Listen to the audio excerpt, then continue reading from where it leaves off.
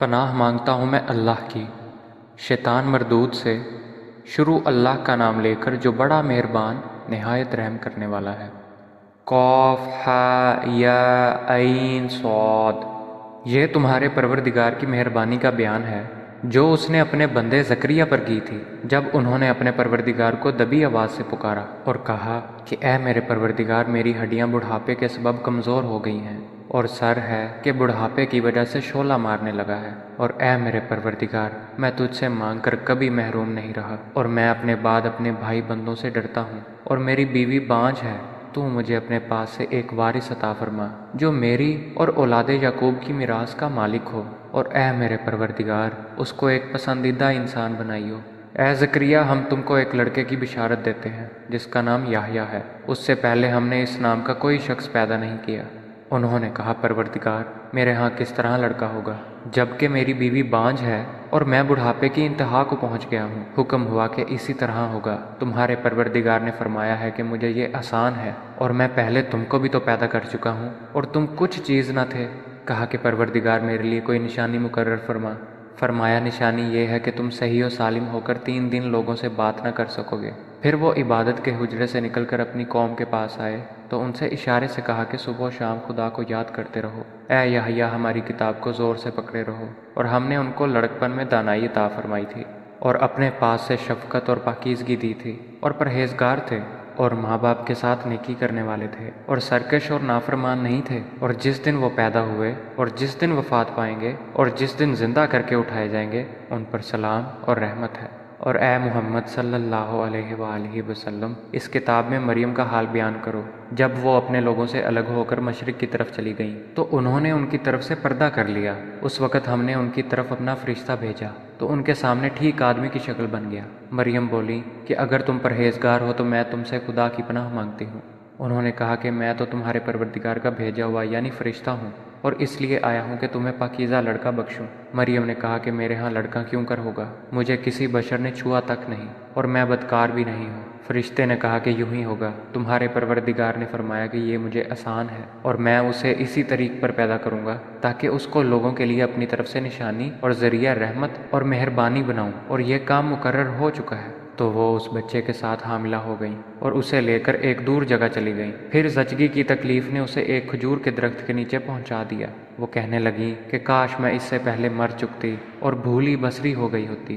اس وقت ان کے نیچے کی جانب سے فرشتے نے ان کو آواز دی کہ غمناک نہ ہو، تمہارے پروردگار نے تمہارے نیچے ایک چشمہ جاری کر دیا ہے، اور کھجور کے تنے کو پکڑ کر اپنی طرف بلاؤ، تم پر تازہ تازہ کھجوریں چڑھ پڑیں گی، تو کھاؤ اور پیو اور آنکھیں ٹھنڈی کرو۔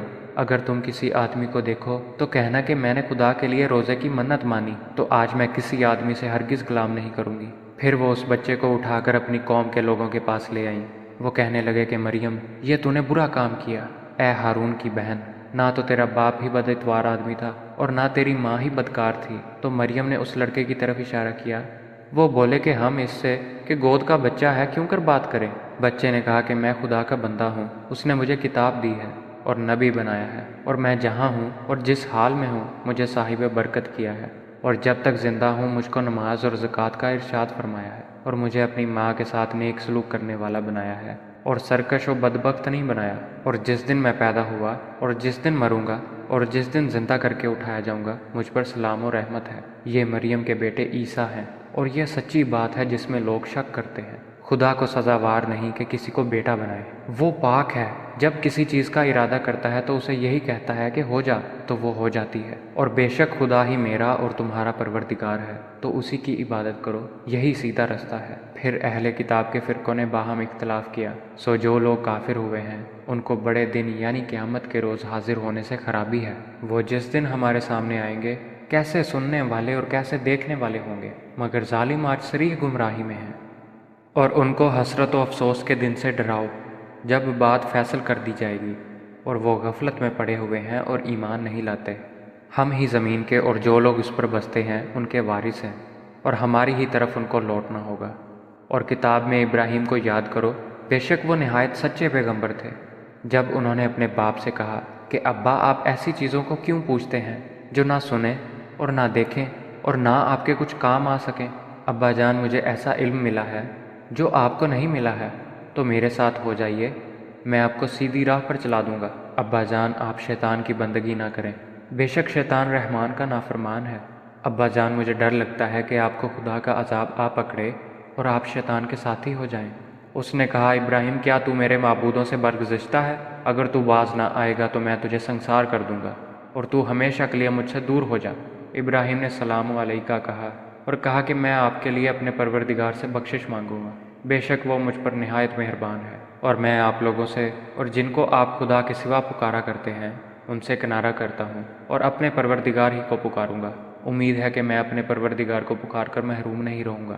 اور جب ابراہیم ان لوگوں سے اور جن کی وہ خدا کے سوا پرستش کرتے تھے ان سے الگ ہو گئے تو ہم نے ان کو اسحاق اور یعقوب جیسی اولاد بخشی اور سب کو پیغمبر بنایا، اور ان کو اپنی رحمت سے بہت سی چیزیں عنایت کیں اور ان کا ذکر جمیل بلند کیا۔ اور کتاب میں موسیٰ کا بھی ذکر کرو، بے شک وہ ہمارے برگزیدہ اور پیغمبر مرسل تھے، اور ہم نے ان کو طور کی داہنی جانب پکارا اور باتیں کرنے کے لیے نزدیک بلایا، اور اپنی مہربانی سے ان کو ان کا بھائی ہارون پیغمبر عطا کیا۔ اور کتاب میں اسماعیل کا بھی ذکر کرو، وہ وعدے کے سچے اور ہمارے بھیجے ہوئے نبی تھے، اور اپنے گھر والوں کو نماز اور زکوٰۃ کا حکم کرتے تھے، اور اپنے پروردگار کے ہاں پسندیدہ اور برگزیدہ تھے۔ اور کتاب میں ادریس کا بھی ذکر کرو، وہ بھی نہایت سچے نبی تھے، اور ہم نے ان کو اونچی جگہ اٹھا لیا تھا۔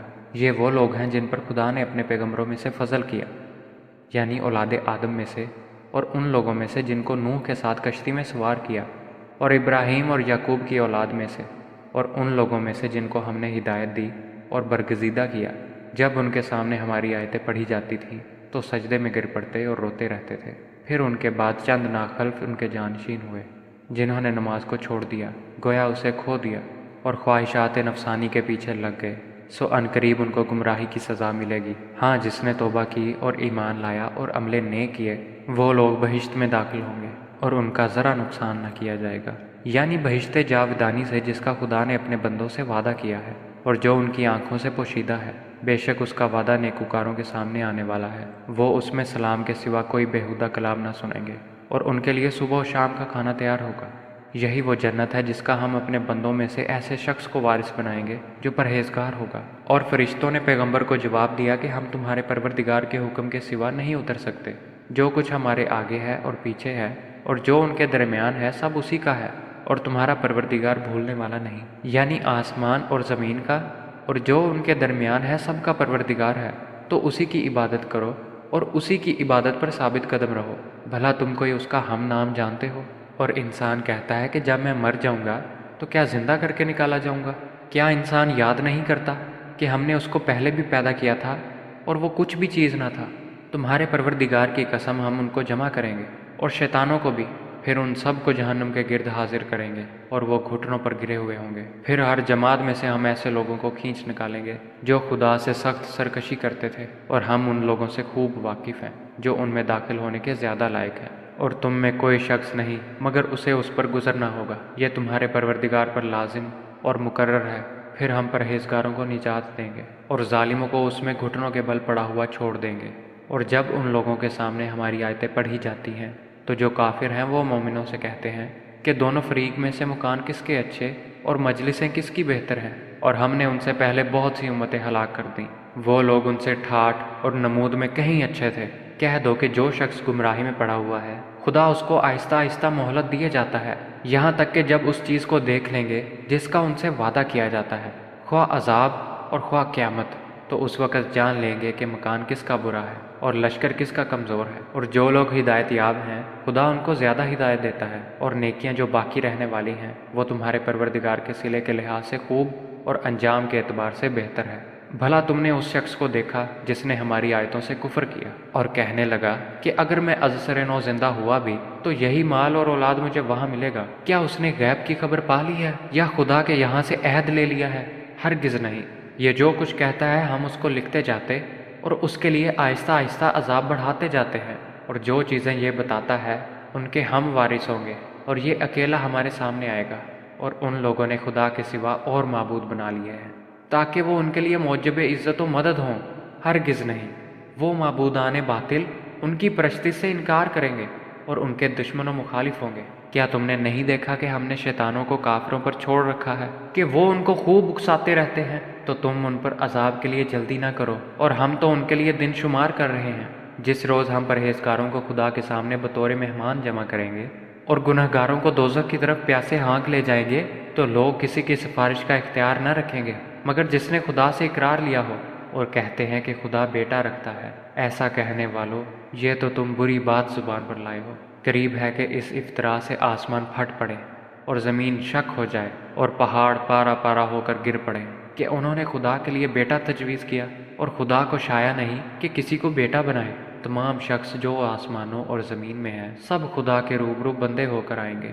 اس نے ان سب کو اپنے علم سے گھیر رکھا اور ایک ایک کو شمار کر رکھا ہے، اور سب قیامت کے دن اس کے سامنے اکیلے اکیلے حاضر ہوں گے۔ اور جو لوگ ایمان لائے اور عمل نیک کیے، خدا ان کی محبت مخلوق کے دلوں میں پیدا کر دے گا۔ اے پیغمبر، ہم نے یہ قرآن تمہاری زبان میں آسان نازل کیا ہے تاکہ تم اس سے پرہیزگاروں کو خوشخبری پہنچا دو اور جھگڑالوؤں کو ڈر سنا دو، اور ہم نے اس سے پہلے بہت سے گروہوں کو ہلاک کر دیا۔ بھلا تم ان میں سے کسی کو دیکھتے ہو یا کہیں ان کی بھنک سنتے ہو؟